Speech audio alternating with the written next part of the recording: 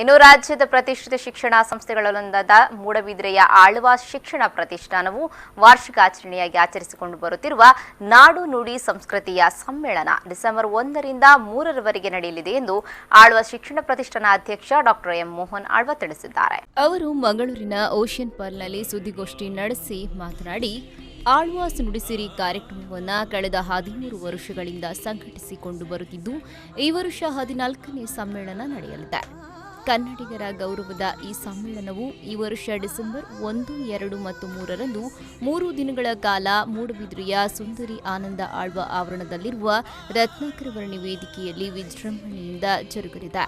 ಇನ್ನು ಬೆಳಗ್ಗೆ 8:30ಕ್ಕೆ ಸಾಂಸ್ಕೃತಿಕ ಮೆರವಣಿಗೆಯನ್ನು ಮುಲ್ಕಿ ಚರ್ಚಿನ ಧರ್ಮಗುರುಗಳಾದ ಫಾದರ್ ಎಫ್.ಎಕ್ಸ್ ಗೋಮ್ಸ್ ರವರು ಉದ್ಘಾಟಿಸಲಿದ್ದು, ನಿಟಿ ವಿಶ್ವವಿದ್ಯಾಲಯದ ಕುಲಪತಿಗಳಾದ ಡಾಕ್ಟರ್ ಎನ್ ವಿನಯ ಹೆಗ್ಡೆ ಧ್ವಜಾರೋಹಣ ನೆರವೇರಿಸಲಿದ್ದಾರೆ.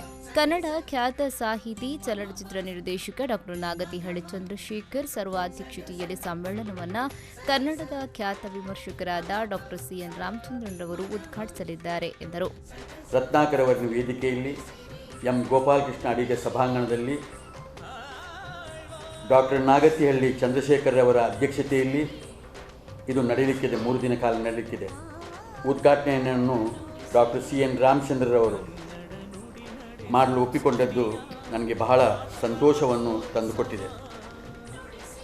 ಸಾಂಸ್ಕೃತಿಕ ಮೆರವಣಿಗೆಯ ಉದ್ಘಾಟನೆಯನ್ನು 8:30 ಗಂಟೆಗೆ ಸರಿಯಾಗಿ ಫಾದರ್ ಎಫ್.ಎಕ್ಸ್ ಗೋಮ್ಸ್ ರವರು ಮಾಡಿಕೊಂಡು ನುಡಿಸಿರಿಯ ಧ್ವಜಾರೋಹಣವನ್ನು ಡಾಕ್ಟರ್ ಎನ್ ವಿನಯ್ ಹೆಗ್ಡೆ ಅವರು ಮಾಡಲಿಕ್ಕೆ ಒಪ್ಪಿಕೊಂಡಿದ್ದಾರೆ. ರತ್ನಾಕರ ವರ್ಣಿ ವೇದಿಕೆಯಲ್ಲಿ ಆಳ್ವಾಸ್ ವಿದ್ಯಾರ್ಥಿ ಸಿರಿ ಸಾಹಿತ್ಯ ಸಂಸ್ಕೃತಿ ಸಮ್ಮೇಳನ ನಡೆಯಲಿದೆ ಎಂದು ಮಾಹಿತಿ ನೀಡಿದರು. ಇನ್ನು 3 ದಿನಗಳ ಕಾಲ ಆಳ್ವಾಸ್ ನುಡಿಸಿರಿಯಲ್ಲಿ ಗೋಷ್ಠಿಗಳು, ವಿಶೇಷ ಉಪನ್ಯಾಸಗಳು, ಕವಿ ಸಮಯ, ಕವಿ ನಮನಗಳು ಅಲ್ಲದೆ ಸಾಂಸ್ಕೃತಿಕ ಕಾರ್ಯಕ್ರಮಗಳು ನಡೆಯಲಿದೆ ಎಂದು ಹೇಳಿದರು. ಈ ಸಂದರ್ಭ ಸುದ್ದಿಗೋಷ್ಠಿಯಲ್ಲಿ ಸಂಘಟಕರಾದ ಕೋಟಿ ಪ್ರಸಾದ್ ಆಳ್ವಾ, ಗಣೇಶ್ ಸೋಮಯ್ಯಾಜಿ ಮತ್ತಿತರರು ಉಪಸ್ಥಿತರಿದ್ದರು. ಕನ್ನಡ ನುಡಿ ನಡೆ ಸಂಸ್ಕೃತಿಯ ರಾಷ್ಟ್ರ ಮಹೋತ್ಸವ, ಕವಿ ಕಲೆ ನಾದ ನೃತ್ಯಗಳ ಕನ್ನಡ ರಾಜ್ಯೋತ್ಸವ, ಆಳ್ವಾ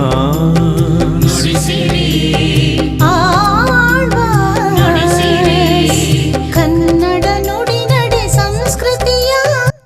ನಾಗರಾಜ್, Dec.1st 24/7 ಮಂಗಳೂರು.